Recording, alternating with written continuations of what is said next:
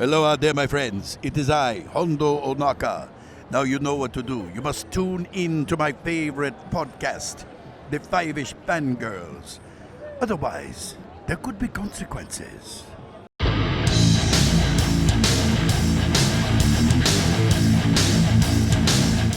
The tangents as we continue all the way to episode 334 of the Fiveish Fangirls podcast. And if Chauncey's here, that only means one thing. We're here for Metallica. What else?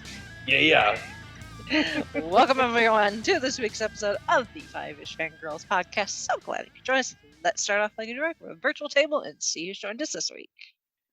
This is Brittany and Troy. This is Holly from Wisconsin. This is Rachel in Indianapolis, Indiana. Hello, everyone. Hello. Chauncey here in Indy too. Yes.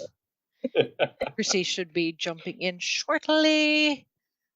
Hopefully. So, but yes, Chauncey is here. It's been months and months. It has. It has been a And, like, while. We've been in like the same apartment, stuck here, like in total isolation for months and months. Yes. And yes, but The last I time think we really got to go out, we saw Metallica. How appropriate. Yeah. It turns out we're going to go see Metallica again, but we'll get into that. First up, well, I would say the news, but we don't have any news. Okay. So, been kind of quiet, actually. So, yay. I guess. No news, good news. No news is good news. We'll take that. Yes. So, but we do have some feedback from Shalane. So we'll make sure to do that real quick. So Shalane says she too is excited for Ghostbusters Afterlife.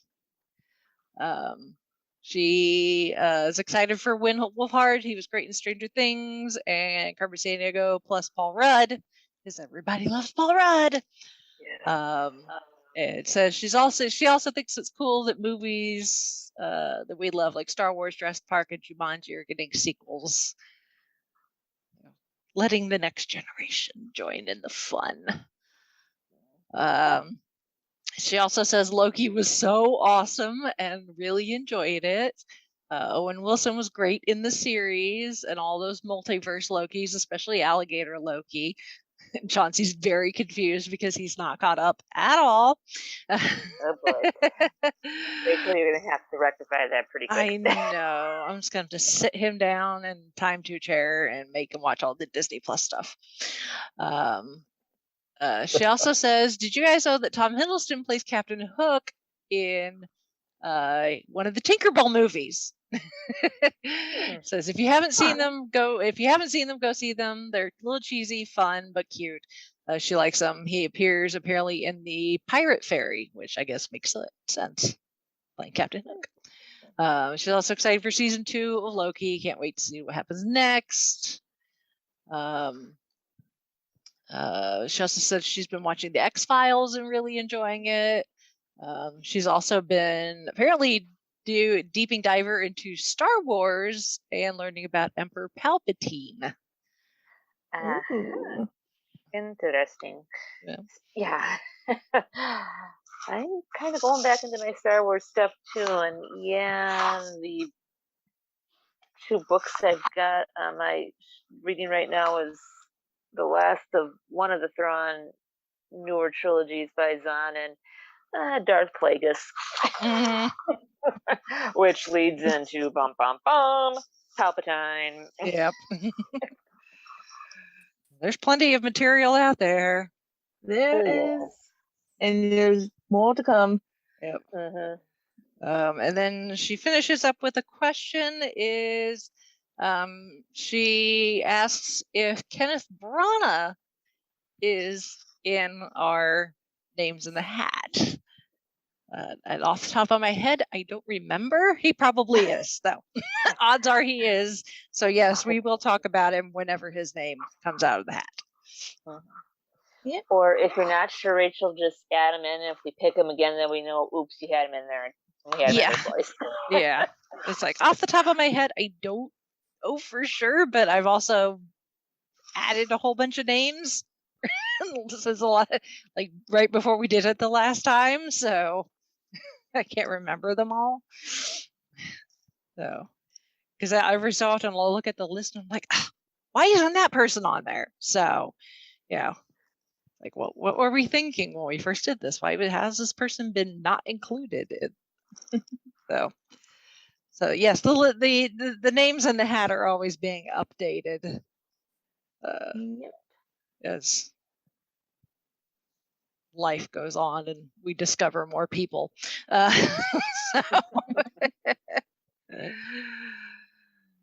So, so that is Shalane's feedback. Thank you, Shalane, for that. So guess we will move on to this week's main topic. And the reason that Chauncey is here is because as we're recording this 3 days from now is going to be the 30th anniversary of what is affectionately known as the Black Album. Officially, it's called Metallica, but everybody just knows it as the Black Album. So, and of course, we can't talk about Metallica without Chauncey being here. This is pretty surreal. I mean, it's like just, being on the Fiveish Fangirls, talking about the Metallica album, the Black Album. Yeah. Yeah, it's crazy because I've been a fan. Yeah. I've been a fan since the 90s. Yeah. Yeah, we this is something that we started doing, I think, really in like the last year with the pandemic, when looking for different topics, interesting topics, and doing these kind of album, singling out a particular album of an artist that we like, and really getting into it, and obviously Metallica, they've got a pretty good discography, although not as extensive as some other artists, considering they've been around for 40 years. Mm-hmm. But they really went on like this tear in like their first 10 years, because they're getting ready to celebrate their 40th anniversary, hence Chauncey and I going back to San Francisco later this year. Thank you. Thank you, ticketing gods, for that. Thanks to Rachel, because I didn't actually win the opportunity to buy tickets even as a Metallica Legacy Club member, and Rachel got in. Yeah. Well, when you have 2 fan club members in the house, it doubles your odds. Odds are pretty good. Yes. But it is kind of funny that, he's the legacy member, he's the one, he was in the club back when you still had to pay for it and stuck with it, paying for it until you didn't have to pay for it anymore. Yeah. So meanwhile, the noob is the one that gets drawn and be like, congratulations. Now give us lots of money. You went to your first Metallica concert in 2008, so I wouldn't call yourself a noob, but yeah. There's a lot of new fans that just got into them like this year. Yeah. Well, I mean, like I was saying, you look at their discography. If you're talking just studio albums, don't bother with like the S&Ms and Lulu, which we're not even going to talk about. Just their studio albums. The Black Album was their 5th studio album in less than 10 years. So they were cranking them out there for a while. But then after that, crankety. Yeah, but then after that, they've just been like, we'll release.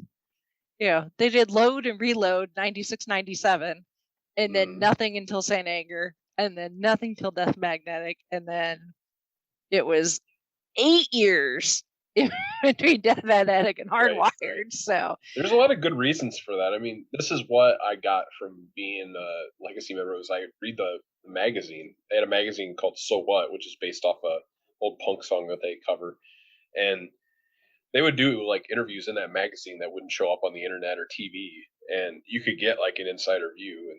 And like the reason for it was like for the first 10 years was they were the unit, right? They had basically had the people in the band that were to get them off the ground, and then they had gotten rid of 2 or 3 people. One person quit, fired one. I think the other one just had something else to do.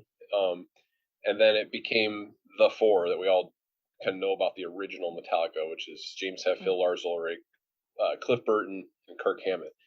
And then Cliff was killed in a bus accident around the 86. well, it was the middle of the Master of Puppets tour, right? So yeah, essentially you have like this calamity that's in the middle of their momentum is what caused them to slow down, right? Mhm. And then the other thing that slowed them down was this Black Album, as we'll talk about it, is they were completely blindsided by the fame and money that came their way because of the song Enter Sandman. So Mhm. yeah, we'll get into that. But that slowed them down big time. Yeah, for a lot of people, this album is for it, depending on who you ask, as far as fans are concerned. But I think the general consensus is this is the album that made Metallica kind of go mainstream, because Enter Mhm. Sandman just blew up. Yep. And suddenly they were just everywhere in, and not just in like the metal. Before it's like you had to be like in the metal. Yeah. I mean, I don't know about you guys, club. but like there was a time when that was like, like if you have your favorite, insert here, punk band or rock band that's like from your hometown that you may have gone and seen, in high school or grade school, like several times, right? And like the crowd is only like going to fill a club of like maybe 50 people to 100 people, and then you see them 5 or 6 times. Just imagine that for like their first 2 albums. I mean, Ride the Lightning, they were really filling like arenas and stuff, but like the point is there was an era of Metallica that was from like 81 to 84 where you could see them in a club and it was no big deal, and you could see them 10 times over, and ticket prices were like less than $10 or whatever. So this album took them to the point where they played in an airfield in the Soviet Union to 1 million people. Wow. Yeah, and this even now this album is just it's still breaking records 30 years later. I mean, it's their best selling album. It debuted at #1 in 10 different countries and spent 4 consecutive weeks at the top of the Billboard 200. It was their first album to do so. It's one of the best-selling albums worldwide. It's also one of the best-selling albums in the United States since Nielsen sound scan tracking began. It's certified 16 times platinum by the RIAA in 2012. It sold over 16 million copies just in the United States. And it was the first album to do so when they started doing that Nielsen sound scanning. So, and that's not to mention now how many downloads and or well, illegal and downloads were made. It last year it was ranked number 235 on Rolling Stone's 500 greatest albums of all time list. In December of 2019, it became the 4th release in American history to reach 550 weeks on the Billboard 200. Wow. Yeah. You look at the Billboard 200, and obviously the top, you're like your top 10-ish is going to be all your new releases. But if you bother to scroll down to the lower half of it, it tends to be the long-standing albums that people just, new generations discover and buy. And there's a lot of titles there, and it cracked 550 non-consecutive weeks, which is just over 10 and a half years. We should do this since We'll do this It's too. fourth in history. So the first is Pink Floyd's Dark Side of the Moon. Which wow. Yeah. I want to introduce a concept here. So like there's another podcast I listen to called Metal Up Your Podcast, and it's an all Metallica podcast. And every time they talk about Metallica as a group, especially if it's like a new topic, they'll ask people to tell like their origin story of Metallica. How did you ever even learn of the band and the music, and what they're all about as a bunch of artists. So like we can do when Chrissy joins, like ask her, but like any of you, like I don't know, start with Holly. How do you know about? What was your origin story with Metallica? How did you even learn what the heck these artists were all about? Funnily enough, it was with Enter Sandman, but not the album itself. The parochial school that I went to for elementary had a talent show, and one of the girls in my grade got up the courage with her guitar and came out and did Enter Sandman. Wow. All by herself. Yeah. That was the first time. That was the first time. And then jump a few years later and listen some more to the classic rock stations that were starting to put Metallica in. And then the whole thing with Napster and that. And then I'm just like, okay, I'll check these guys out. And like, okay, hey.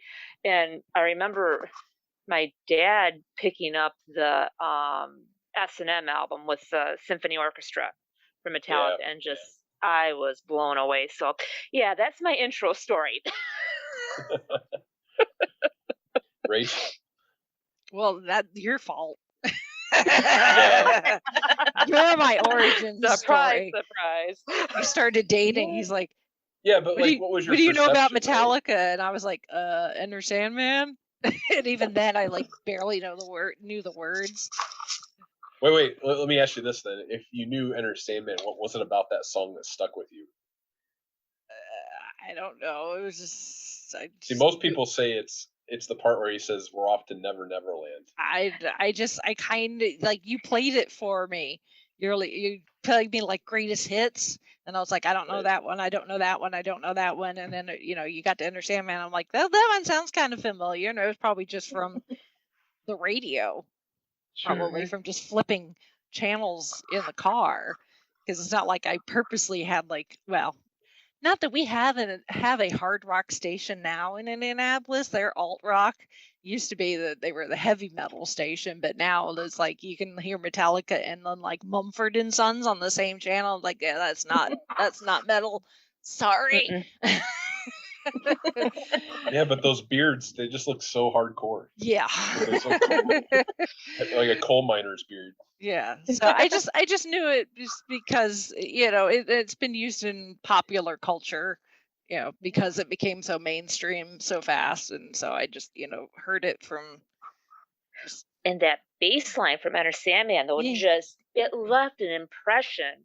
Mm-hmm. And the ominous, and just how low Hetfield could go. It was like, chills down this, going down the back of your spine. But so Chauncey gave me like the greatest hits playlist. I'm like, and then he started playing them whenever I was in the car with him, and half the time I'd end up falling asleep because he was usually on like a trip to his parents or up to the cabin in Michigan. So it's a long car ride. He'd be like, hey, let's play some Metallica. And I'm like,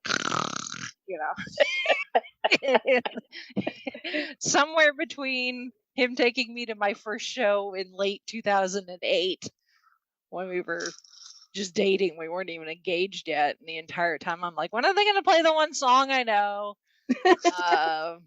So here we are 13 years later, and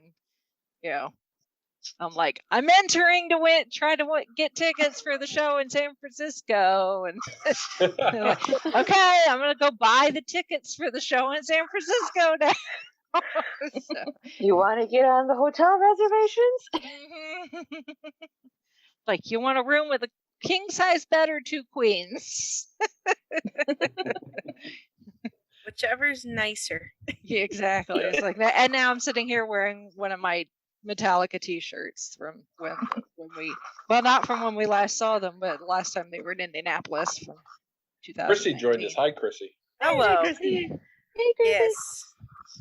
Family issues popped up, but nothing that was too hefty, I guess. Yeah. But yes, hello. I am here.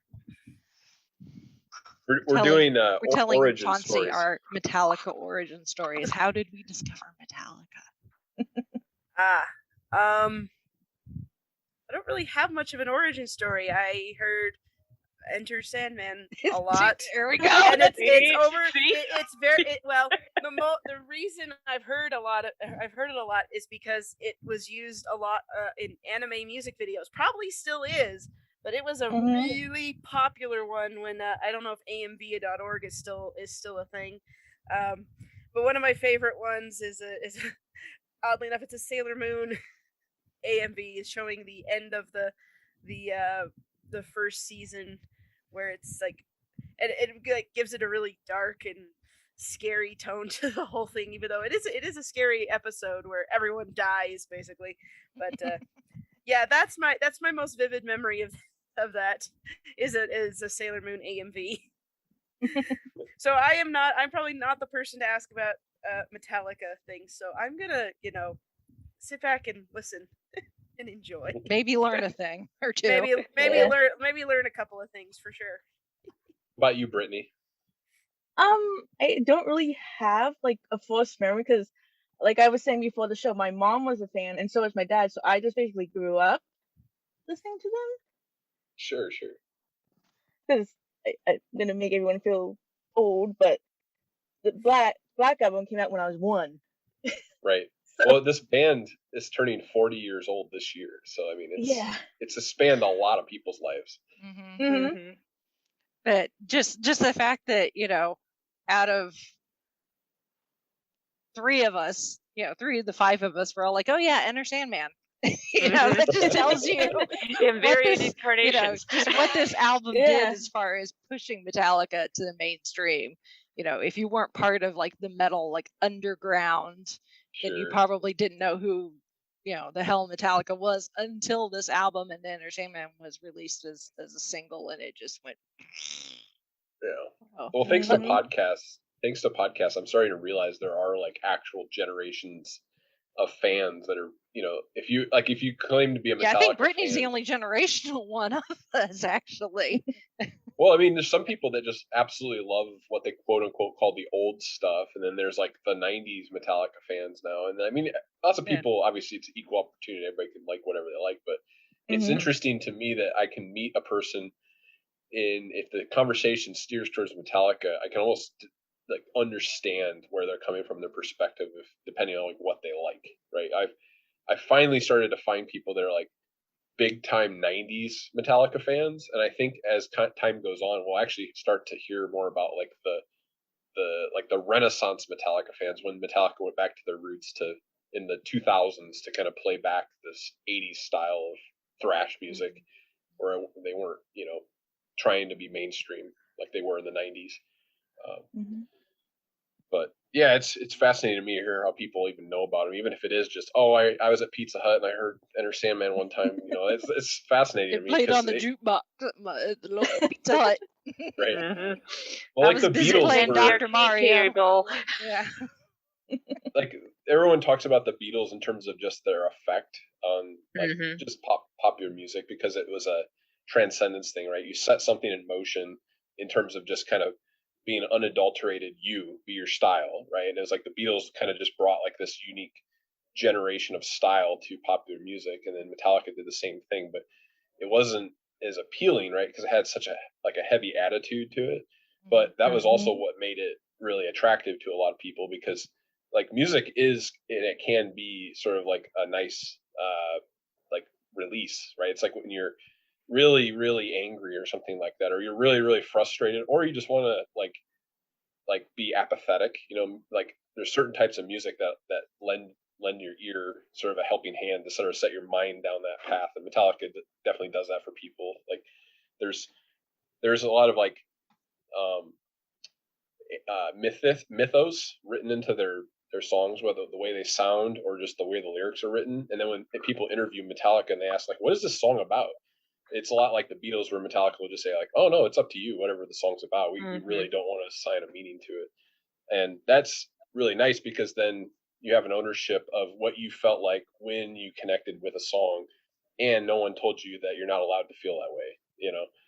So that's another thing that's neat about the Black Album is that it was like a nice time right before the internet when popular culture all of a sudden sort of adopted this really fringe thing, right? So it's like Guns N' Roses was huge, but that's still somewhat mainstream in terms of the style of writing and just like the spectacle they're trying to put out there. But Metallica was like nothing before it, right? So like you had like Led Zeppelin and Ozzy Osbourne before that, but they were just counterculture, rock and roll, sort of like drumming up what some of the rock and roll people were doing in the 60s. Whereas Metallica was like, let's be like precision guitar playing monstrosities on stage, in terms of like the spectacle. And like the other part of it was that them as people, they were still young. Like they were still like not even in their 30s. Like that's one thing. If you look at any of the any of the videos of them playing live during the Black Album days, James Hetfield has like a full beard and like hair down to like his back, and you look at him Almost like a Fu Manchu mustache going down to equal the hair. And for most of the tours, he's like in his 20s. I look like that still. sometimes if my hair gets really frizzy. Like if I showed you a picture of like the Wizard of Oz, lion style facial hair of James Hetfield during 1991 or two, like you'd be like, that guy's like 40 years old. But no, he was like 29. He looked a lot older than what he actually was. Well, here's the thing: is he had lived one hellacious life, right? And that's what's reflected in the music. This poor guy, like, basically was brought up in like what's not Scientology, it's called like Christian Science, and like his family rejected medicine, right? So his mom died of cancer and he was very young and he just kind of watched it all happen, and then his dad abandoned him and the rest of the kids. So he was like just basically like life took one parent away and then the other parent took themselves away. So I mean, what else does this kid have to do but to like just rage against the world? And as a deep Metallica fan myself, like you come to realize that like in his art, he's kind of come full circle. Like now he's like a father. He clings to his family and like just makes sure everything is happy and peaceful. And like the music itself is actually now about more like togetherness and taking care of yourself and mental health and stuff like that. Whereas in the 80s, it was about death and destruction and abandonment. Rock and roll! Yeah, I mean, it's pretty deep stuff. So, but the Black Album was a like, I don't know if you guys can indulge me here for a second. I'll give like a little bit of a timeline like thing. So like in 88 through 89, they have already grieved and kind of not gotten over. They never really got over it when Cliff Burton died, but like they had kind of gotten past the grieving to the point where they could function. They could, yeah, move on, and live life. They had this new bass player in Jason Newsted, and they just started hazing this guy real bad, but he would put up with it because he was a fan that had gotten the gig to be in Metallica. So their new bass player was one of their own fans, and that bothered him. But he had tons of energy, and he brought a lot to it. And a lot of people still claim that Jason is their favorite bass player in Metallica. Anyway, so when they kind of got over that stuff and they started making their album in the late 80s called And Justice for All, it was it was like a departure for them for like the message. Like the past albums had been about sort of like H.P. Lovecraft stories or like sort of abstract stories about being trapped under ice or just what heavy metal music is typically about. Whereas And Justice for All had more of like a rage against the machine kind of feel to it, like rage against the government and the economy and all this stuff. Well, they made a video during that for the song One, which is about this book called Johnny Got His Gun. And like, that's when people started calling Metallica a sellout because they used their presence on MTV to market themselves.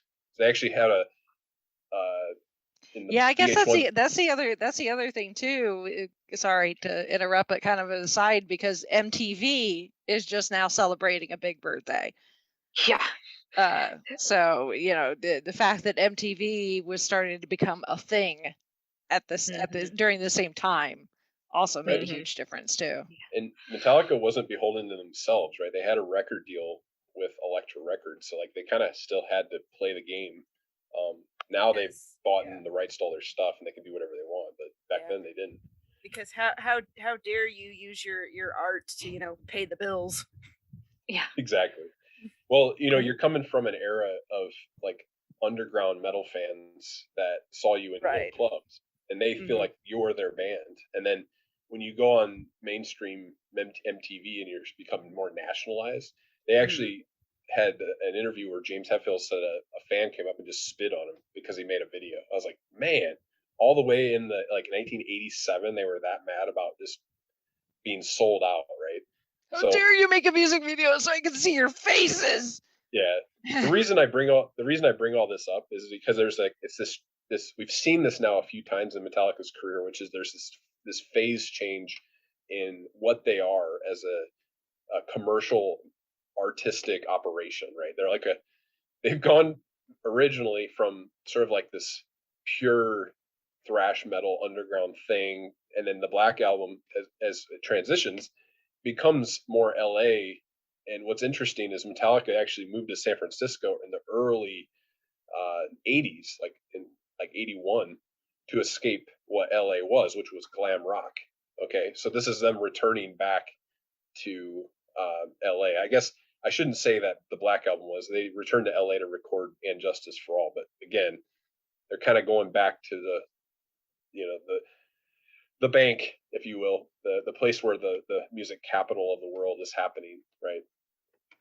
And anyway, the producer for the album is Bob Rock, and Bob Rock is Canadian and was actually based in Vancouver, so they recorded a lot of the stuff and worked on it in Vancouver. But anyway, Bob Rock was talking about how he had, he produced like Bon Jovi and he had his own bands and stuff like that, and he was not a metal person. But I was telling Rachel this the other day. There's an interview he gave where he was debating whether he wanted to take the producer gig to produce Metallica, and he saw him live, and he was still on the fence. And then one day he was driving through the desert, like I don't know, going between some places out west, and there was a hitchhiker on the side of the road, a young Native American kid wearing a Metallica t-shirt, just hitchhiking on the side of the road. So that was his sign. He was like, okay, I'll do it. And he went ahead and signed the deal and became the producer for the album. But the thing is Metallica it was couldn't not really a smooth road. right. They couldn't before have ever sort of afforded to work at a studio like what Bob Rock was providing, right? So he was nowadays, like Bob Rock would have been like, I don't know, like Rick Rubin, like their producer that they had for the Death Magnetic album, which is like a Johnny Cash former Johnny Cash producer and all this. He's a high end guy, in terms of the industry. But what he told them was, he goes, I've seen you guys live, and you never produce on an album the sound that you actually sound like live. And have any of you ever just like sat down and like just played the Black Album into a pair of headphones, or at least like Enter Sandman into a pair of headphones, and felt how heavy that song sounds? Just got a lot of like width and depth to it in terms of like its mix and production. And that's Bob Rock teaching them how to layer songs together, like in terms of like multiple guitars at multiple different layerings to sort of fill out the entire range of capability for hearing that a human can have, and giving you this sense of weight, and implying things with sound rather than saying them with lyrics, right? The whole Black Album itself, even if people like can't stand the music, I've heard friends of mine at university say like that album sounds so good. Like they don't care for Metallica, but they're like just the production work, it sounds so good. That's this Bob Rock guy. That's what he brought to it. And like they went there's some like anecdotes about when they made this album that were really interesting. Like they were trying to get this song "Sad But True," which is everyone claims that's their heaviest song, to sound even heavier. And Bob Rock goes, why do you tune your guitars to E and do it like that? And he goes, or why do you use that note as your lowest note? And James Hetfield goes, well, that's as low as my guitar will go. He goes, well, all you have to do is tune your guitar to a lower note and you can play lower notes. And that was like, we're Metallica's 4 albums in. This is their 4th album that they're producing. They didn't even realize that they could tune their guitars to drop D, which is just a little bit lower than what typically guitars are tuned at. Okay. So they were very inexperienced as musicians. They were very experienced as like putting forth their artwork. Does that make sense? Mm-hmm.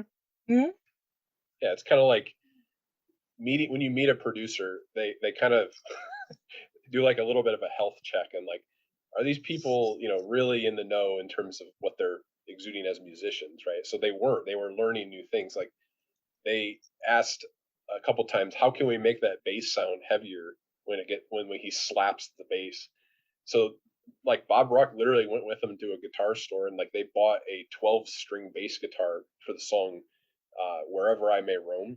There's this really nice loud part at the beginning after the sitar where you hear this whom on the bass, but they had to go buy a 12-string bass guitar just to get that one note for that song.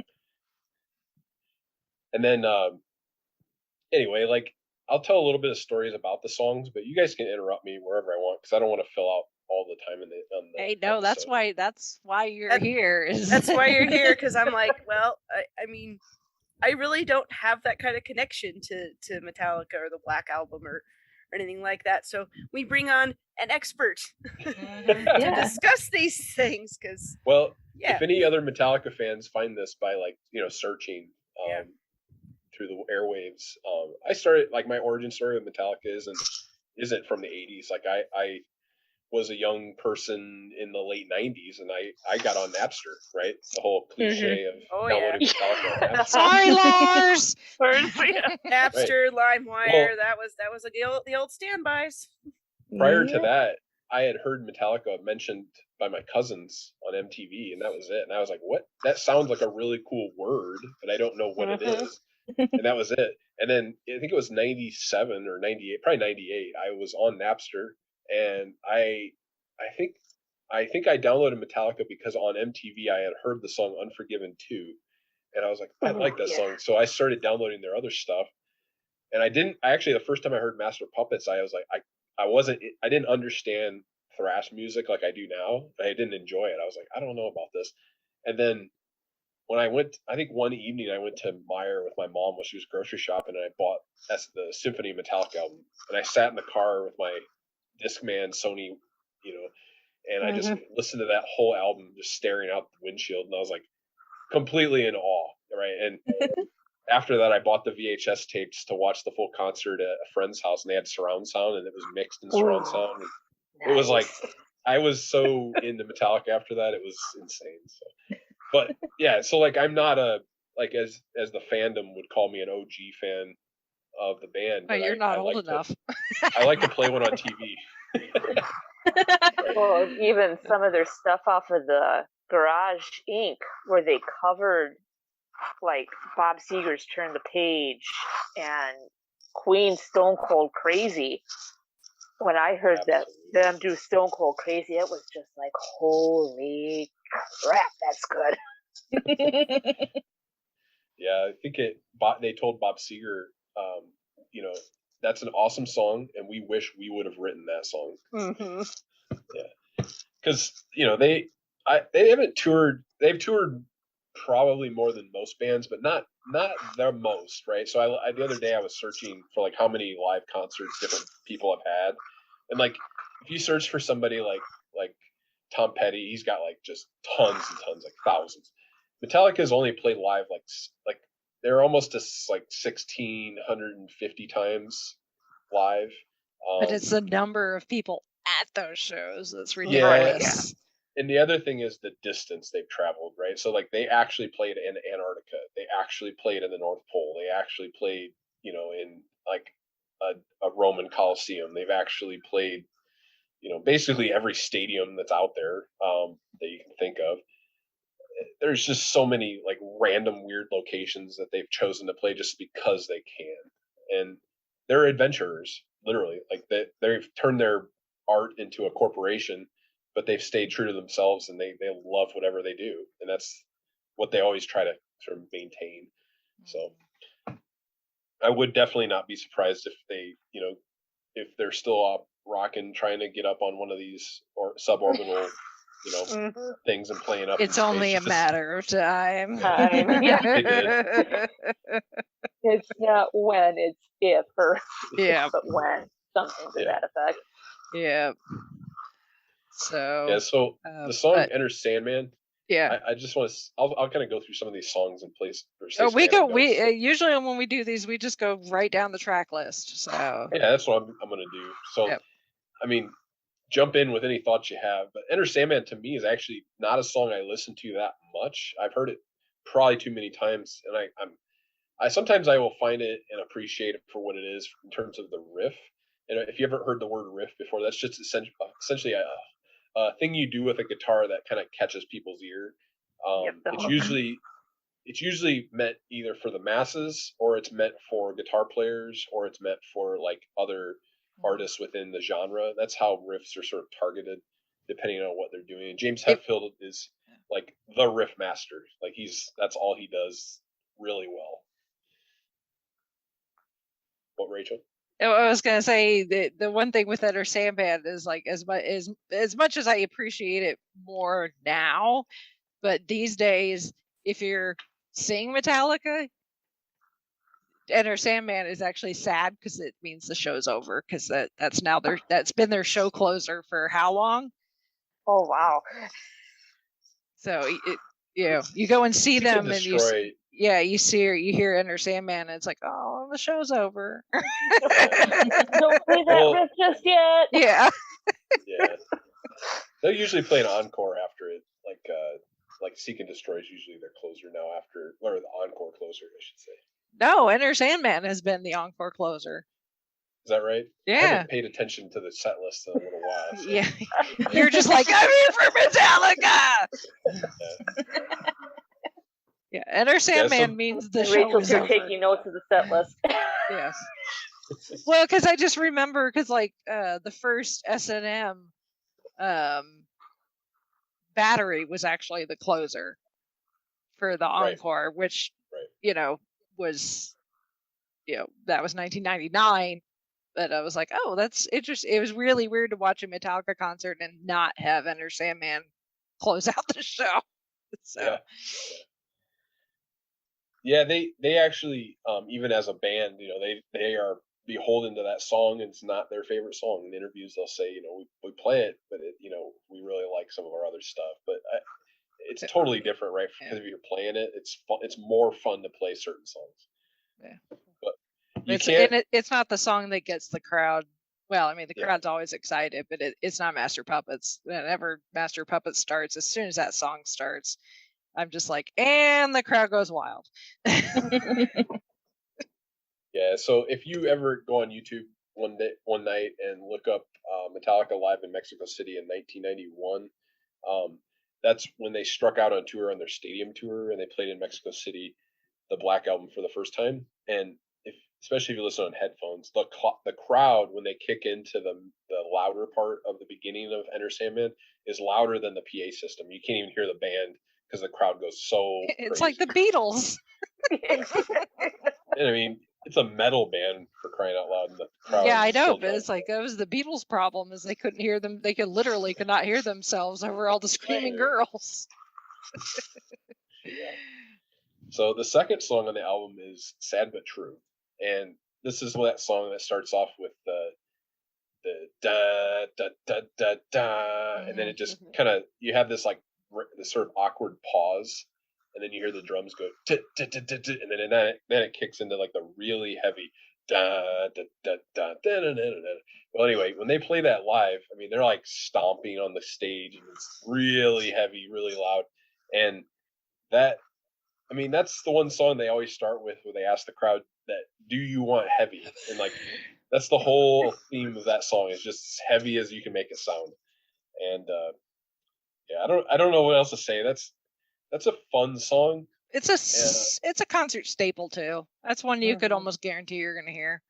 Yeah, I like that song particularly with Kirk Hammett because he has a really kind of nice couple fancy little solos in there, but he plays a Randy Rhoads style flying V, which is where the little like the little pointy parts of the flying V. One of them is shorter than the other, and Randy Rhoads is a really famous '80s guitar player that used to be in Ozzy Osbourne's band, and he actually died in a plane accident because he tried to fly his plane through a barn. Yeah. Oh boy. He was a wild child. But That's yeah, that's putting sort that of an mildly. homage.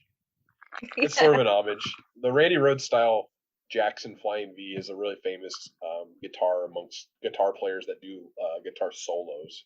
It's a really lightweight guitar. The song "Holier Than Thou" was kind of like one of those songs that most people aren't even going to recognize from the album. It's one of those like when you listen to an album, it's like maybe the least recognizable. I think it's song my on the least album. favorite on this album. Yeah, It It's is. also It's kind of forgettable. it's the shortest song on the album too. So. Mhm. Yeah, wait, 3 minutes and 47 seconds. That's like a traditional any other song on Yeah. on the radio. Yeah. It's like, hey, that's the short one on the album. So you know what's really funny about that song, Rach, is Bob Rock, because if you listen to Metallica in the '80s, they're all about thrash, and Mhm. thrash metal is just really fast, really tight, precision music with yelling on top of it and drums and but Holier Than Thou starts off with a thrash style intro, okay, and because of Metallica's just rise to fame as they were, Bob Rock actually wanted that to be the single for the album. He was not voting for Enter Sandman or any of the other songs. He wanted Holier Than Shows Thou. what he knows. Yeah. Mm. Isn't that crazy? The band vetoed him on this one, right? Yep. The record company. They completely outvoted him. Hard. So the story goes that Tommy Lee from Motley Crue was visiting the studio, and he was in the studio and they were playing Holier Than Thou, and he was just loving the sound of the intro, just how heavy and thrashy it was.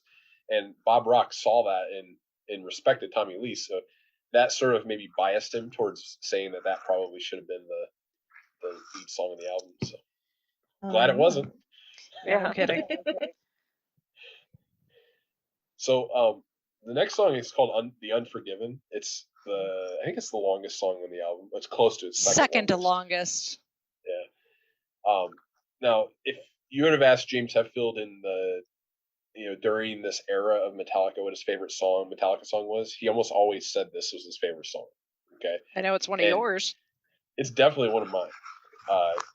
There is a trilogy, right? So that's so weird, right? We have trilogies in movies, but now in Metallica's lore, we have The Unforgiven, The Unforgiven 2, and there's The Unforgiven 3. So he made a trilogy of songs.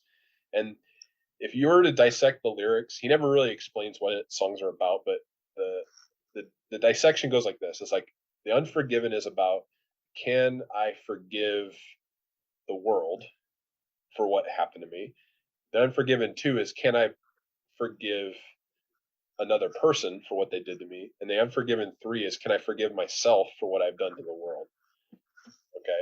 So it's this like really interesting exploration of the concept of forgiveness through like a really passionate, ballad, really. It's what the song is. Because when Lars was designing the song with James, they were laying it out in the initial sort of naive idea of like, what if we made a song where the choruses were really light and melodic, but then the verses were super heavy and aggressive, which is completely different than what most people do, the opposite. So if you ever listen to Unforgiven, consider that. They kind of inverted the intensity of the choruses and verses. Well, and just the callbacks too, because they'll have the song and then part one, and then do it a couple songs, and then you'll get that nice acoustic, and then okay, we got another part of the trilogy. Yeah. Plus, I don't know if you've ever really keyed in on the guitar solo in The Unforgiven. It's in my opinion probably Kirk Hammett's best guitar solo for the entire I love it, catalog yeah. of Metallica. Yeah, it's one of those things where in the documentary, it's called A Year and a Half in the Life of Metallica, where it covers them recording this album. It's just these couple VHSs you can watch.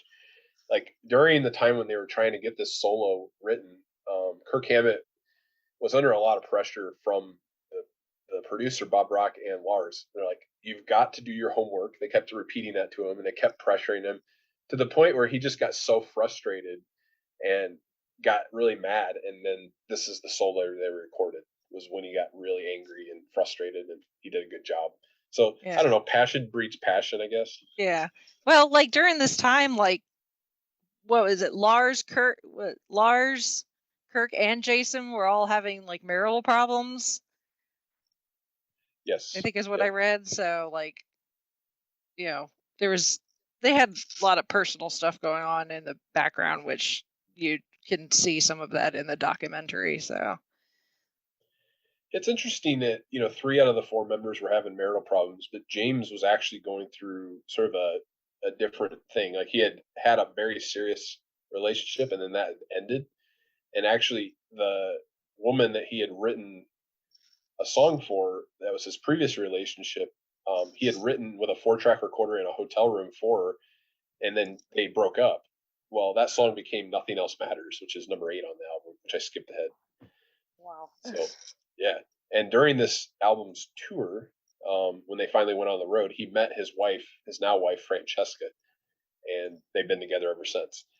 So James, I mean, being a child of abandonment, he's not really taken too keenly on having lots of relationships. So as far as we know as fans, like he's only been in like a few, and then he got married and he stayed with that person the whole time. So, it kind of makes sense for a guy that's been through what he's been through.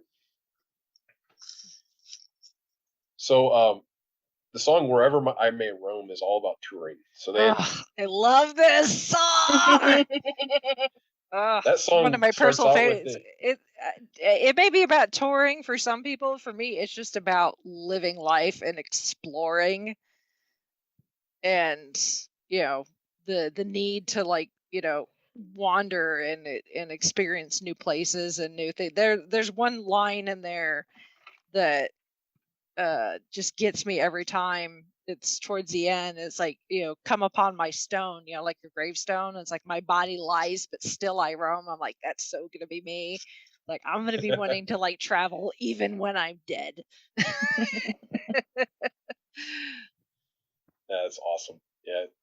I sometimes I purposely don't read Metallica lyrics at all because I like what Rachel just said. Like I didn't realize that song struck her like that, and it's kind of cool to go back and see that because it's like, wow, that's neat. I didn't even know that lyric was in there. This song, just the wanderlust that just speaks to me.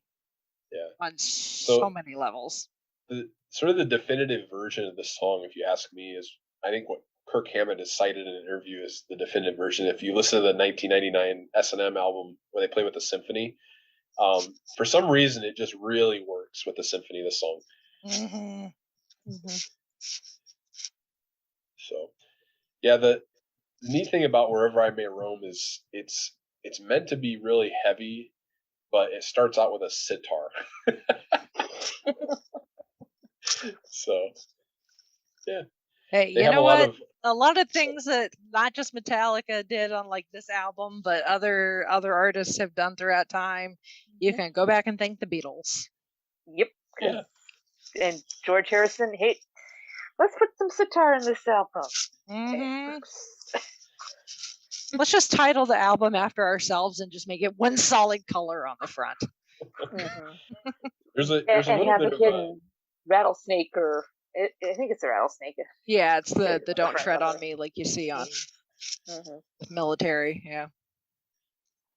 I saw some kid had a funny, silly illustration of that snake, and it says it was looking like the flag as the yellow background, but it was like a kid drew the snake, and it says, "Don't step on Snick, SNEK." He's a snake. Snake. No step on Snick. There's a an interesting little thing that crosses across this whole album, which is that when Bob Rock was putting together the percussion stuff, he liked where it was going with the Western theming. So like there's some imagery they put in with the sitar, but then they put in some acoustic guitar in The Unforgiven, and it has a Western feel to it. And so literally Bob Rock went out and grabbed a whole bunch of different percussion things like rain sticks and rattlers and all kinds of things you might hear in a spaghetti Western, like Eno Morricone song.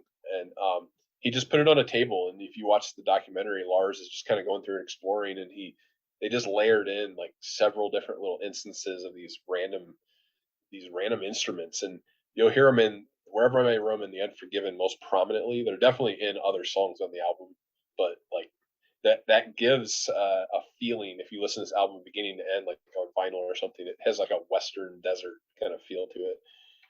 Like there's Miley Cyrus has covered Nothing Else Matters recently, and a lot of people are asking like, what's this music video about, that she made for it? And I think it's just imagery. Like it's all in the West. It's a cowboy or a desperado of some type journeying through the desert. And honestly, I mean, that's not more of a nail on the head piece of imagery for this album than anything else, in my opinion. If you listen to this album and kind of study it like I do, it's like it has a very Western feel, and I can't really put my head that's what I got from it too. Yeah.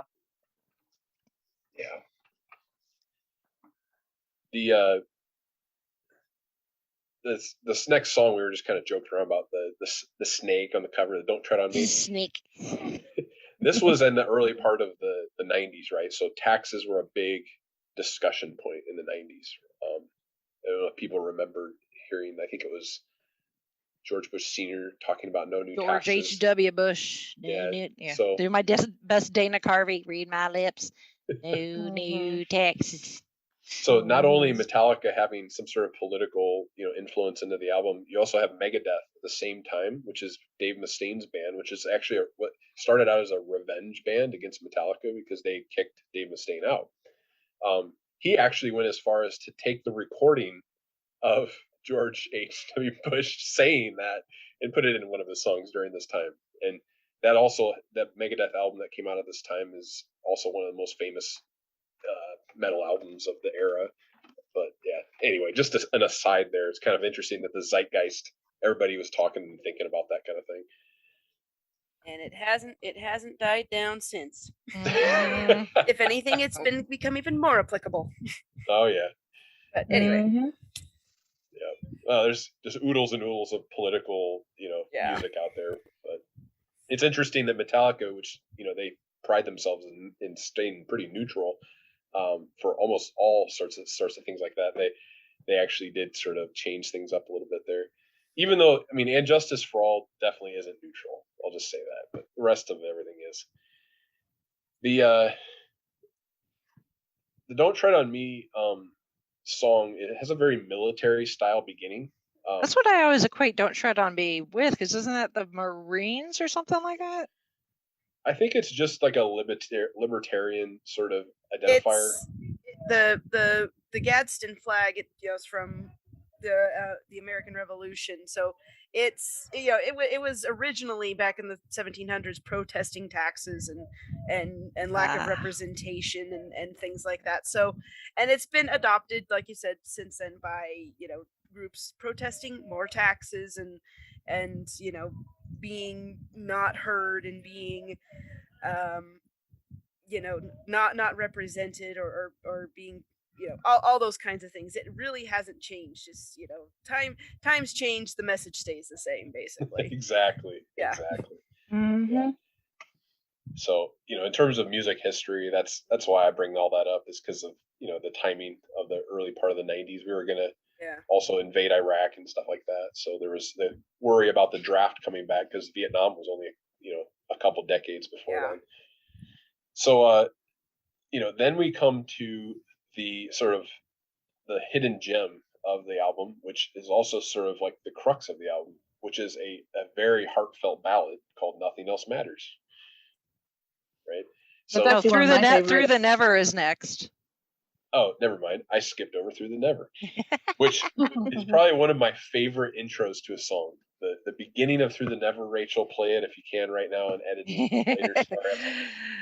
I'll just let our Oh my listeners gosh. go and play it. I'm not gonna. I don't want to get in copyright trouble with Lars. So. Got it. Well, if you're ever in, the central Indiana area and you see some guy in a Subaru with his windows all down blasting Metallica, this might be the riff I'm playing, because I just like to rewind this one over and over and over again. It's one of the best ones to listen to in the car, in my opinion, from this album. It's fun. It's just fun. So also ended up being the title of their movie. That's what I was about ready to say. Yeah. So at one point in Metallica's career, when they had really sort of scaled back to the top of the mountain financially in 2010, 11, 12, that era, they said, you know what, let's invest a lot of this capital back into the band. Let's make a movie, because Lars loves movies. Like, that's his thing. Like, if you had to go through hobbies of the band members, Lars is all about art and film, and James is all about sort of like adrenaline rush and having an amazing time outside. And so they kind of combined that and made this spectacle called Through the Never. So it's a concert film, and they based it off of famous concert films like Pink Floyd had done in the past, and Led Zeppelin had. The Song Remains the Same. And they said, how can we do our flavor of that, right? So we wanted to blend a story and imagery that goes with the songs, but also this amazing stage that they built, this gigantic monstrosity of a stage they put in Quebec, Canada. And they played there in another place, and they kind of edited the parts together. But they, on stage, had a giant toilet that came down from the ceiling. This was to harken back to the early 90s, when their first album, which was entitled Kill 'Em All, was actually originally titled Metal Up Your Beep. And I'm on the Fiveish fangirl, so I'm going to censor myself. Metal up your bunghole. Yeah, there you go. And the front of the album was a toilet with a sword coming out of it. That was their first album cover. Well, the record company said, no, you can't do that, you crazy 16-year-old kids. And they said, all right, well, that's you stupid record company people. We're going to call this Kill 'Em All, and we're targeting you. Kill all the record company, the producers, So that's the angsty 16-year-old kids, doing that. So anyway, they had that. They also had, from Ride the Lightning, an electric chair, a giant fiberglass electric chair with metal all over it. And they had Tesla coils to actually produce real lightning up above the stage.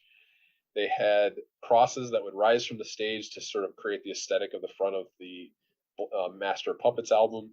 They had Doris, the giant statue that you would see on the front cover of Injustice for All. And as they play the song, who do I tweet to ask for Doris for the concert, the 40th anniversary concert? Probably, let's see, Lars himself. I want to see Doris and watch her fall apart. Yeah, so they created this statue of Lady Justice from an album cover, and as they play the song, she crumbles and falls to the ground. It's justice falling apart.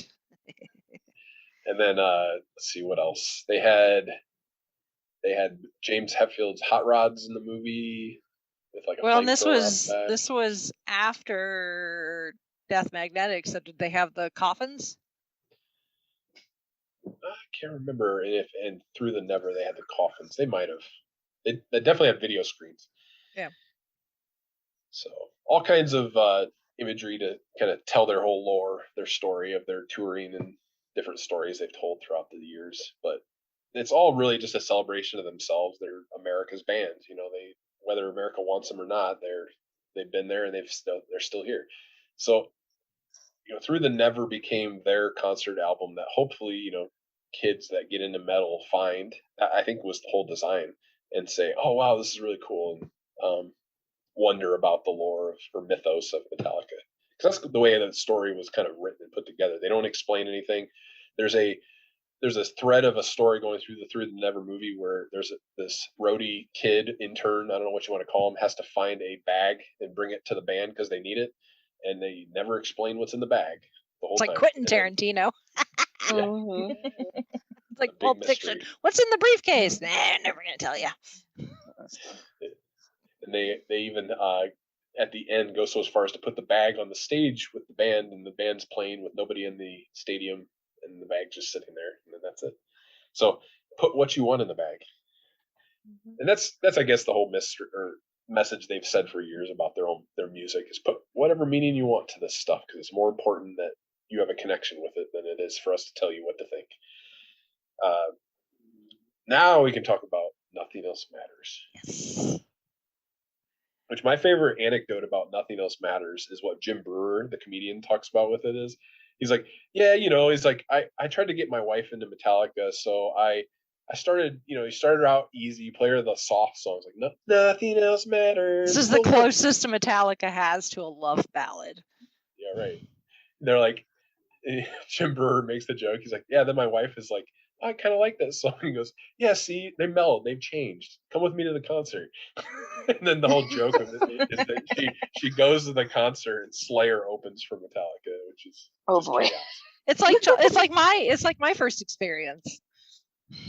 Right? Yeah, Rachel's first show, the opening bands were like full on like Lamb of God and the screaming death metal. It was awful.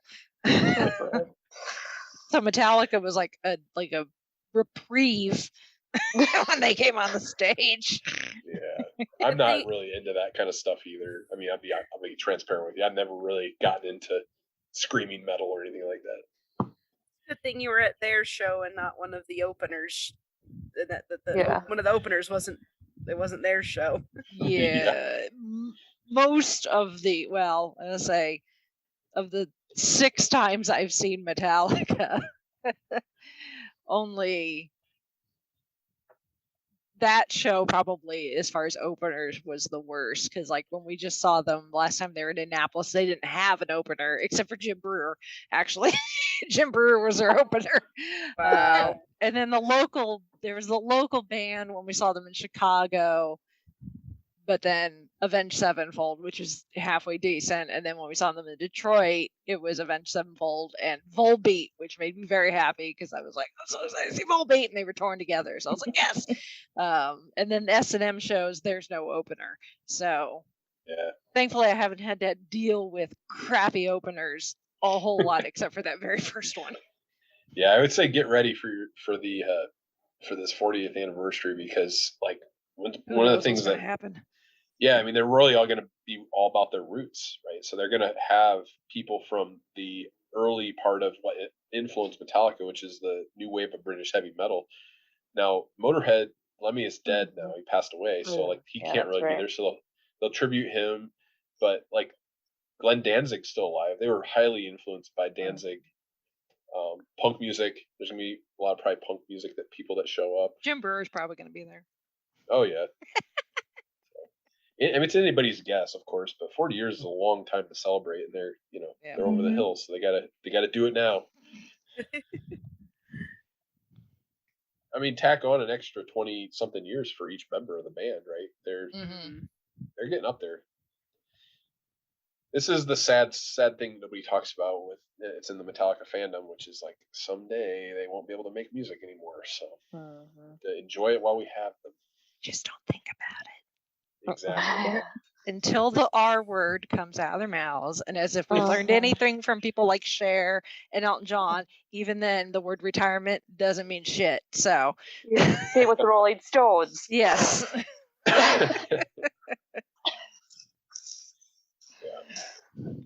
They anyway, also have back to Nothing Else Matters. Yeah. They've expressed the fact that they somehow they don't like it, and they do like it. The fact that they don't have to release a full album now, like they like the fact that they have the option to release like one song if they want. So that'll probably be what happens as they get older. Is just they'll just start sputtering out one song here and there, and that's fine with me as long as love my Metallica. Or a little mini EP. Yeah, exactly. They do love the Ramones, and the Ramones did a lot of EPs. So.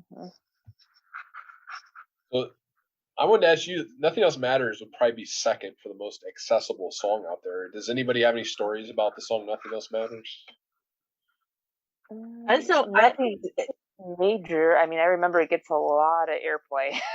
It still does. Like I said, it's the most, it's the probably safest Metallica song. It's the one that like you could be anywhere, like in a grocery store or in a restaurant, where an you're going to elevator. have a whole mix of people of different tastes in music. And if Metallica is going to play, it's going to be that one because it's just the safest for the mass ears.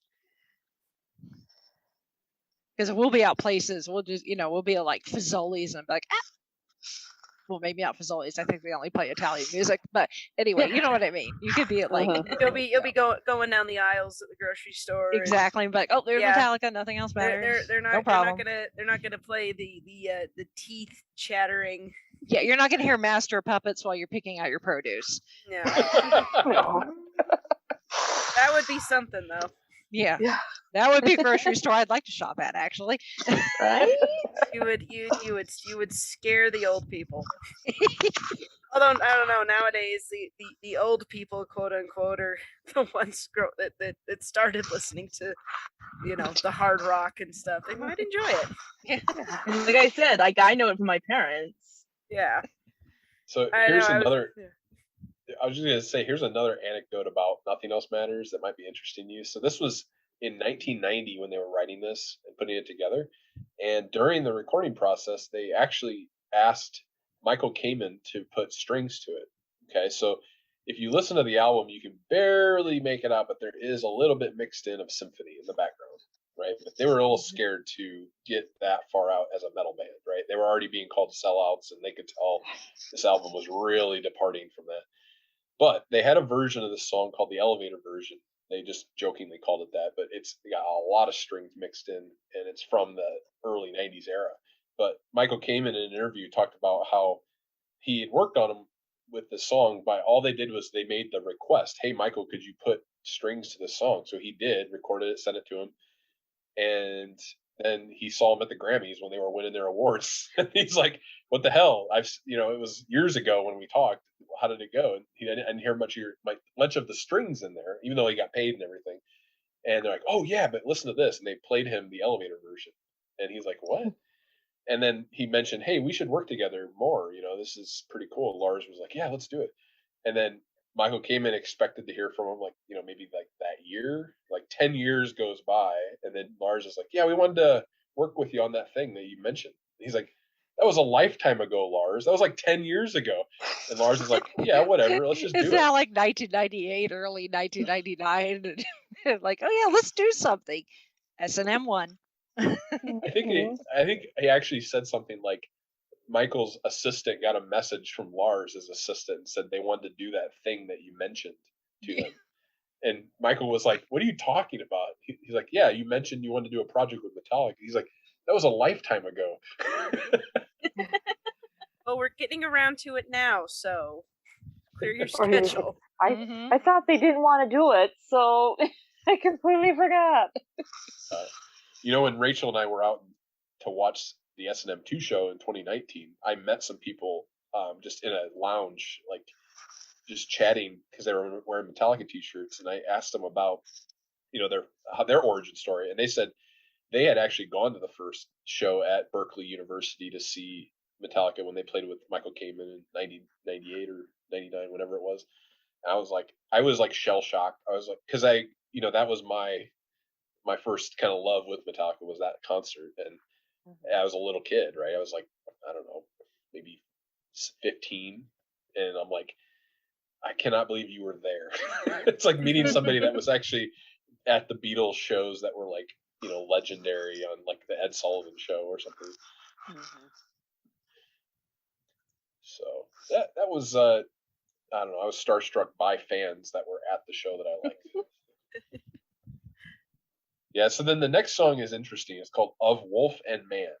And it tells the story of a man turning into a werewolf.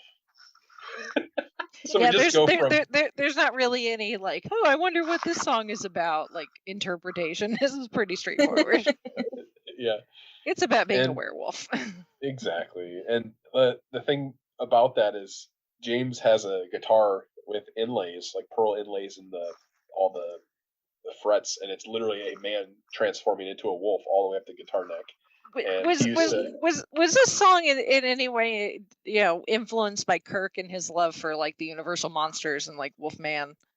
Yes, it was. Thank you for saying that. I was going to bring that up.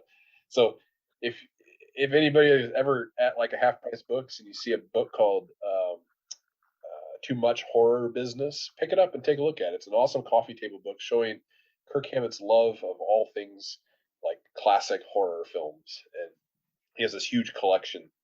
And James really keyed in on the concept of a werewolf during this time when writing lyrics. So he used to even wear a die-cast necklace of a wolf head. So I don't know. This is just an aesthetic that comes with the early '90s Metallica era that sticks with me. I kind of like it. I think it's kind of funny. But it's a fun song. It's on the set list for the first S&M, and I probably would have liked to have this included instead of what's that one song that I'm like, why did they do this for S&M too? That I don't like. Confusion, yeah. I would have preferred this to be in instead of Confusion. The one thing that really sticks out for Of Wolf and Man is if you guys ever watch these shows from the 90s, Jason Newsted, the bass player they had then that quit in the late 90s, he was a really good crowd pleaser, and he would just holler into the microphone and do like gang vocals and chat like he would howl like a wolf and stuff like that. So like he was a real big presence for the performance of that song. So they don't have him anymore because he quit in the late 90s. So if they would have replayed that, and they haven't played it that much now, it's not a crowd pleaser like it used to be, I guess is where that stands. I like it. Yeah. All right. So the next song for Rachel. Mm-hmm. Yeah. Well, if you search it, they've got a lot of live versions of it. The next song is called The God That Failed. And it's actually, this song is all about televangelists. So I'm sorry, was it Holier Than Thou? Maybe that was the one. One of these songs is about televangelists. And they actually have a music video just showing all the different people on TV asking you for money to save your soul, stuff like that. Tammy face crying and all her makeup's running down her face.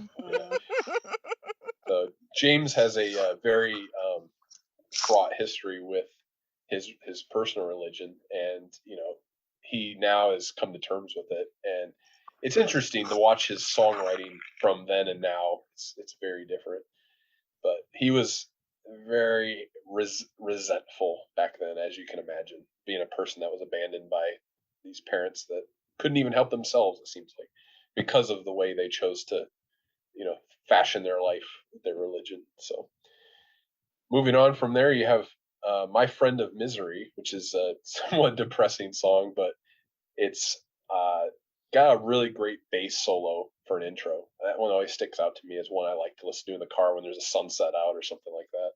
But it doesn't. You know what they say? Misery loves company. So. Mhm. Yeah, this song doesn't stick with most fans, but I mean, Jason Newsted, the bass player, has a writing credit on this, and he's the bass player. So I don't know. I think this is one of those ones that Jason should be proud of. It's actually the longest song on the album. It beats Wherever I May Roam by 5 seconds. Yeah. I don't really have that many anecdotes about this song or the last song, The Struggle Within. They're just kind of, the album's over at this point. Yeah. I mean, whenever I listen to the Black Album these days, it's not like Dark Side of the Moon where you have to listen to the whole thing to really kind of get the whole album. I just kind of listen to, The Unforgiven and Through the Never, maybe Nothing Else Matters, and then I hit Of Wolf and Man, and then I'm done. I move on to the next album. I don't spend too much time on the Black Album. I think I listened too much in the 90s with it. So it's interesting, going from cherry picking what songs I would listen to I'll actually listen to an album all the way through. Their choice in the tracks, the order that tracks are in, because I know, like, when I picked up was it Reload, and I was like, the first half of this album is like badass, and then the second half of the album's just like it's like, you could have kept people more engaged if you just switched around the tracks a little so that people would be like, well, that one was okay, but this next one is really awesome. But yeah, it's like you get through and you get to like a Wolf and Man, and then you're like, well, there's still 3 songs left, but yeah, whatever. Let's just go back to Understand Man. Lastly, I wanted to talk about a little bit of their like sort of the cause and effect of their career as just a little bit with the Black Album because it blew up so big. And then we can talk about like the hoopla that's going on now about like promoting the Black Album's anniversary and all that. Anniversary. The I mentioned the the 80s were kind of wrapping up their thrash underground thing and they were getting into MTV, and then the Black Album, they used a mainstream producer, they got a mainstream sound, and then they made a mainstream hit song called Enter Sandman. Okay. So when they struck out on tour, it was just supposed to be a regular tour in '91, which would have been what happened was they went out. Freddie Mercury had passed away, and they went to England to tribute Freddie Mercury to at his memorial. And during that time, James Hetfield performed a cover of the Queen song Stone that Cold Brittany Crazy. mentioned before, Stone Cold Crazy. They played with what's that guy's name? Tony Iommi. They played with people from Queen. It was pretty famous, because James Yep. Hetfield was just tearing it up on stage with his vocals. And anyway, during this time in the backstage, Lars is as their sort of like built-in manager because he's just a wheeler and a dealer. He's back there talking to Axl Rose and Slash from Guns N' Roses. Okay. So he talks them up one side and down the other. They drink and stay up all night, and they become really good friends. And it was because of that tribute show and Lars's sort of wheeling and dealing with Guns N' Roses that they actually formed this pretty amazing lineup of Guns N' Roses and Metallica going out during the Black Album tour. Okay. Well, as they're touring, this is when the tragic accident happened when James got caught on fire by pyro on stage in Canada. The anniversary of that was yesterday. Ooh. People were talking about it on the Metallica Reddit yesterday. So, yeah, that was really sad. And he burned himself, but he was okay. They got him to the hospital, but he couldn't play anymore. So, John Marshall, his guitar tech, knew all of the songs. He had learned all the Metallica songs on guitar. So, he actually stepped in for James and they continued the tour. Well, Guns N' Roses was a highly dysfunctional band, as big as they were at this time. Metallica was a seasoned touring band. Like they had made all their money from touring pretty much, and they knew that like if you don't play live, you don't make money. So they were like highly Right. regimented in their staff to play and do everything. And Guns N' Roses was making all their money from album sales, not playing live. So you had this like very different philosophy and attitude together with these bands that are supposed to be touring together. And like Axel would cancel shows because his voice was bothering him or he just felt bad or whatever. And you have all these people in the crowd getting mad. And they actually like the fans after James got sent to the hospital, they'd only played like a couple songs, and Axel didn't want to go on stage because his voice was hurting him. So all these fans just rioted, just destroyed the stadium, and that was not good. So that was a disaster. And then Axl sort of, like- Rose is a dick. Mhm. I'm sorry, They- but Yep, they enough learned a said lot. there. They learned a lot on that tour and sort of distanced themselves from Guns N' Roses, but they still, Lars still has a good relationship with them here and there. But yeah. And then what was nuts is Metallica at this time, their album was just surging as it was playing in terms of sales. Okay. And it had become a full fledged phenomenon during this debacle with Guns N' Roses. And Metallica started touring and booking like they had in the past, like booking like amphitheaters and like just middle of nowhere. Like we're gonna go to Charlevoix, Michigan, and we're gonna play, this random place in Kansas, and like these places were this is filling where up. to the Chauncey point- first heard them in the middle of Yeah. nowhere, Michigan. Yeah, in Valdew Lakes. That was during the Justice era. But like anyway, they booked all these and they played those, but they realized at these shows, you can watch on YouTube some of these early shows, the amphitheaters are filled to the brim, and then you have like another 50,000 people outside of the fence trying to get a view of Metallica, right? So you have this phenomenon happening. So then they realize they can easily start selling out stadiums on their own, and we start seeing this transformation. And what's crazy is the record company realized this, and they just basically just kept extending the tour, extending the tour, extending the tour. So imagine you're playing a show maybe twice a week, maybe once a week for 2 years straight, and that's what they went through. Okay, so they couldn't write any songs and record them. They just had like little 8-track recorders, and they were just touring forever. And they're in their late 20s. So I don't know, compare where you were in your late 20s. Imagine becoming filthy rich, but you're chained to this tour bus or tour plane, and you're just playing over and over and over again. So they went through some stuff because of that, and they decided we're going to take a break. We're going to take a break because this is crazy. They all became millionaires sort of in that period. They weren't before. And now all of a sudden it's like, what do we do with ourselves? Because we have this passion and drive. They don't know how to process adulthood pretty much. And they're millionaires. So you get the traditional rock and roll, tropes that come about. And if you study each one of the band members during this time. But anyway, they all cut their hair after this, right? So they all decided, you know what, let's stop being the Viking looking metal band, and let's make some artwork. Just do what we want to do. And they wrote all kinds of music during this era. Like after the tour, they'd taken like a year off, and it became a double album that got released as Load and Reload, which were sort of the core of the 90s. All right. And all the fans that were big fans in the 80s sort of turned on them.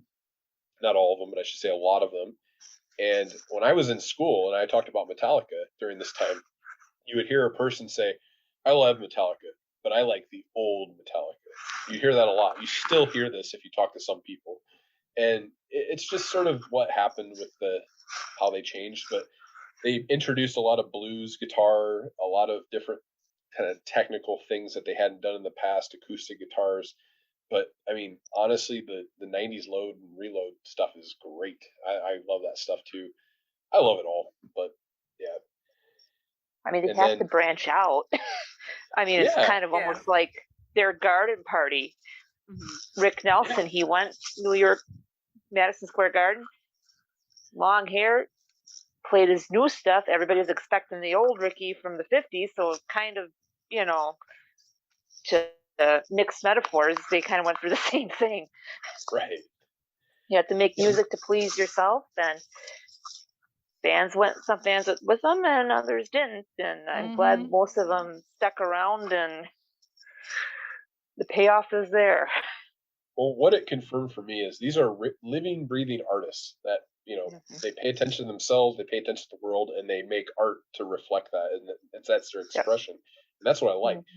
Whereas, like, I listened to like the Metallica Big Four shows where they did those in the last 10 years. They played those, and what that is Metallica returning to their roots, playing with Anthrax, Megadeth, Metallica, and Slayer, which are the big four of thrash metal. Well, anyway, if you listen to like Slayer, for instance, it's like, yeah, it's Slayer. It sounds like Slayer, and it sounds like Slayer always, all the way through. It never diverges from that, style, right? And it was because they're writing music for the angsty teenager in the bedroom, and they never changed from that because that's the formula that worked. It's a safe play, and I would be an idiot to criticize Slayer because Slayer fans are ferocious. But like the point I'm making here is that an artist doesn't just choose a formula, right? An artist expresses themselves, and Metallica has done that. I mean, the Saint Anger album that came out in the early 2000s, a lot of people just can't stand that album, and it's one of those albums that was just made based on their expression of what they were doing. I mean, they almost broke up. Like their bass player quit. They had to go through counseling. It was a rough patch. And then, anyway, here we are in the modern times, and they've released, Death Magnetic and Hardwired since then, which were returning to their roots, because they like their roots, and that's why they're doing that. Not because it's a formula that works, but rather they listen to that old school music in their car, not their own, but like that from that era. So why not? It's like me going on eBay and buying toys from the 90s because I want to relive what was fun back in my childhood.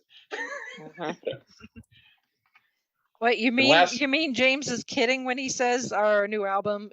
Yeah, it's in your mom's Prius. Yeah, right. In the CD player in your mom's Prius. And lastly, I'll say that about like I got the same kind of response. I was teaching a summer camp with some middle school kids, and I was playing a playlist I have called "Relax 'Em All," and Metallica has a song called "Kill," or they have an album called "Kill 'Em All." But anyway, the point I'm making is the playlist was all like acoustic, soothing style versions of Metallica songs, and these kids were like, "I like this. What is this?" I'm like, "It's Metallica." And then we got talking, and I played some Metallica, and they're like, "Oh yeah, I know this. This is what my dad listens to in the car." Oh boy. So I'm listening to dad rock now. Nothing wrong with that. There is nothing wrong with that. Especially now, because I'm listening to, I guess would be now grandpa rock, Boston and Kansas, and the stuff that my dad listened to when I was growing up, and listening in the truck, Mhm. and that's what I stuck with. Kansas, carry on away. Yep. Yeah. Yeah, I need to get a vinyl player. Get some of these Yes, old school. Yeah. I miss Things having a going. record player. That's another I mean, reason. it's nice to see the resurgence of vinyl, though. I'm not appreciating the sticker shock. Mhm. Yeah. It's worth it. Well, though, I even must even say. with the reissue that's getting ready to release next month because of the anniversary, Metallica's celebrating, so they remastered the album, and you can order it in various forms, but that includes a double LP and cassette. You could also buy it on cassette. If you Oh my want. gosh. That's more my speed. Yeah, Mhm. but then there's also the Metallica Blacklist, which is going to be in nothing but covers, 53 different artists covering songs from the Black Album, but all the profits from that are going to go to charity, to their All Within My Hands foundation. But it's like every song's getting covered pretty much multiple times by different artists, which is why there's so many tracks on it. So, and some of those covers have been released because the artist has done a video to go with it. So like Chauncey mentioned, the Miley Cyrus's cover of Nothing Else Matters. The album's out there. Weezer's cover of Enter Sandman, they've put out. They have it out on their YouTube channel with a video. So there'll be more. A lot of the album when they made the announcement, and they were like listing, it was a video that they released, and they're like listing off all of the artists that were going to be involved in this, and I'm like, I don't know who that is. I don't know who that is. I don't know who that is. I don't know who that is, because I think they're all artists that they probably know. But every now and then that one would pop up, that I was like, oh, Miley Cyrus, I know who she is. So Volbeat is doing a cover. Darius Rucker. That's going to be interesting. So Juanes, I think, is doing Understand, and from what I scrolled through, that's going to be an interesting take. yeah. So Yeah, if you search on YouTube hashtag Metallica Blacklist, you'll get all of the covers that are coming out that have been released. Do a hashtag them. Yeah. The Volbeat one is out. I don't know if you've heard that one yet, Rach. I have not. I've seen them share it, but I haven't listened to it yet. So I'm sorry. It's just hashtag the Blacklist. Or the Metallica Blacklist. Yeah.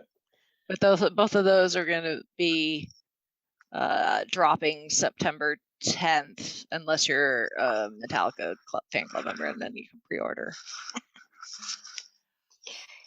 You get the stuff early. Yep. Those are your perks. Yep. Cool. Good times. Good times. And Metallica is touring. Oh, and so I forgot to mention, they have a whiskey called Blackened That Mhm. is very interesting. There's in the Metallica Metal Up Your podcast, they interview the master or the mixologist or whatever his name is. The what am I trying to say? Master distiller. That's what I'm trying to say. He he explained the process, and it's got a kind of a marketing flair to it, but it is fascinating. They have a room where all these whiskey barrels are aging, and they're blasting the whiskey barrels with like huge speakers with playlists of Metallica that just loop over and over again. So when you buy the whiskey, Nice. it'll actually tell you what is vibrating the whiskey casks with the playlist of the songs. So Wow. how marketing is that? Yeah. How cool. So like you could be chilling on your deck on a Saturday evening, just enjoying the summer breeze, enjoying the last bits of summer, sipping your blackened whiskey, and be like, I taste notes of oak and hickory and the house that Jack built.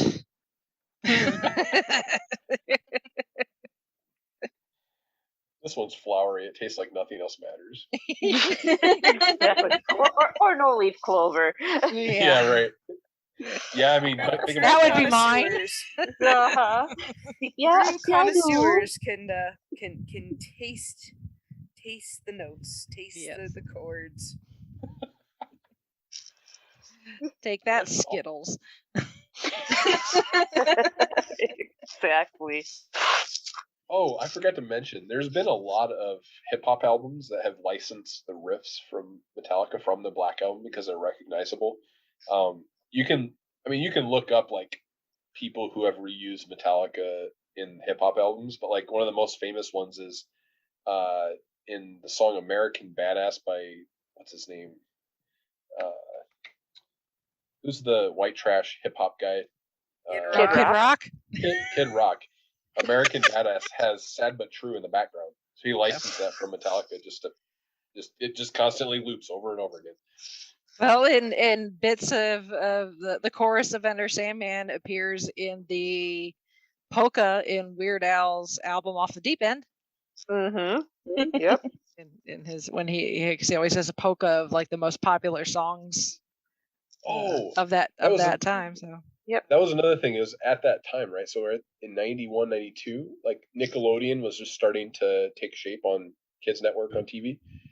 There actually are references to Metallica in some of the scripts for Salute Your Shorts, and it was just because of the timing. Yeah, the kids were into the Metallica, so they had to write it into the show because that was hip, going hip at the time. mainstream. Yeah. And honestly, I think we're all the better for it. Yeah. Sure. Despite what the naysayers may say about them selling out, I think we're all the better for it culturally. Yep. It's all water into the bridge, as far as I'm concerned. I love it all. Mm-hmm. Yeah, so I guess the next time I'll probably be on the show, guys, talking about Metallica will be after Rachel and I see them for their 40th, and who knows what we'll say about then. So yeah, Looking forward to it, that's for sure. Yes. Be a good time. let's hope that all things don't get canceled or postponed or anything like that. Yes. Uh, Yes. just Think- cross your think- fingers, think everybody. Just cross your positive thoughts. fingers between now and December. Can you cross your fingers Yeah. for like the next 4 months? Yeah.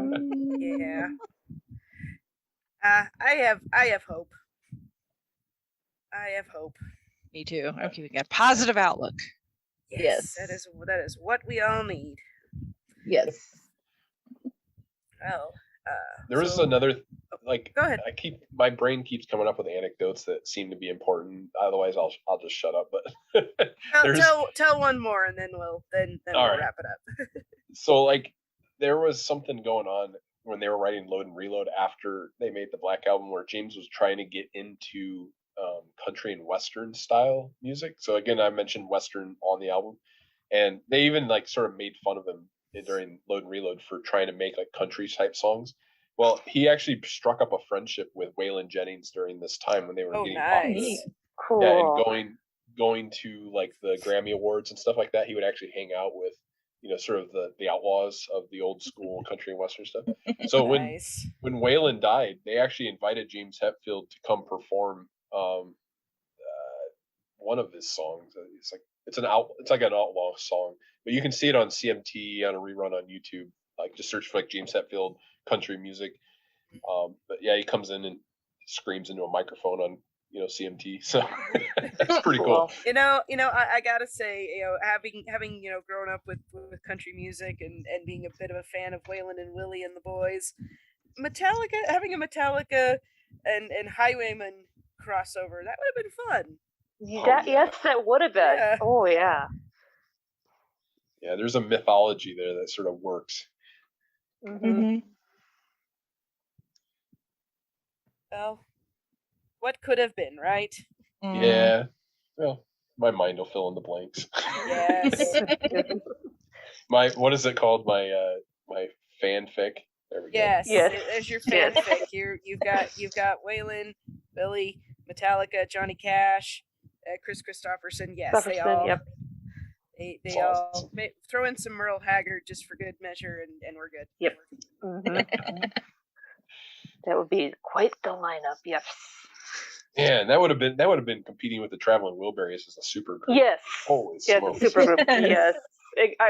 Chauncey, I was just thinking that. I was like, yep, right up there with the Traveling Wilburys. Now I can't get it out of my head. Dang it. I was a highwayman. Well, Quick, someone who's really good at mixing music. Make us a mix. yes, Oh yes, Ooh, I have found some really good mixes of songs. Mashups. Yes. No, my favorite one, this is way a tangent. There's one that I love that is Hank Williams Jr. singing a song with his father, Hank Williams. And it's like the editing and on the video, it's because they have kind of a look-alike, but it's just a silhouette of Hank Williams like singing in like a studio booth recording, and Junior is standing outside singing a duet with his dad, and I'm just like, this is amazing. But yeah. So anyway, if any of our listeners want to come up with a way to mix stuff and share that with us, and we'll play it and like totally geek out over it, or just want to talk about Metallica in general, or anything that you find interesting, send us some feedback. fiveishfangirls@gmail.com is the place to send it. You can also go to the5ishfangirls.com to get links to our social media, our YouTube channel, and all the myriad ways there are to support us. And again, thank you for listening. Thank you for all your support and feedback and all the cool stuff you send us, because you rock. Maybe not the same way Metallica rocks, but you rock just the same. Yeah. Yeah. Throw the horns, man. Yeah.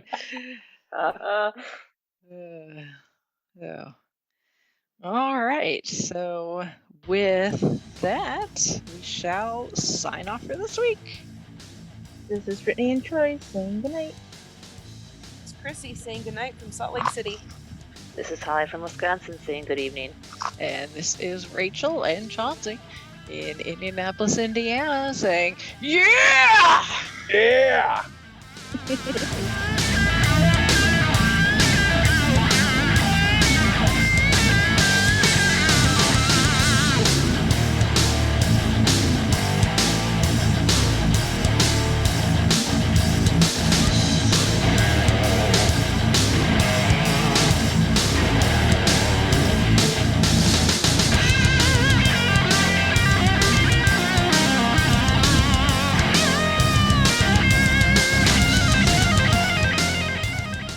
Listening to the Fiveish Fangirls podcast. You can find more episodes and information at thefiveishfangirls.com. Any and all books, movies, games, and any other forms of media mentioned are owned and operated by the respective copyright holders. No copyright infringement is intended or implied. If you wish to support the show, the easiest way is to leave us a rating and review. More ratings and reviews will make it easier for others to find the show. If you wish to support us monetarily, you can do so at patreon.com/fiveishfangirlspodcast. All money goes towards fees and equipment to keep the show going. For official Fiveish Fangirls merchandise, visit redbubble.com/people/Fiveish Fangirls. We love hearing from our listeners and encourage feedback. You can email us at fiveishfangirls@gmail.com. You can also like and follow us on Facebook at facebook.com/Fiveish Fangirls. Thank you so much for listening, and may the squee be with you.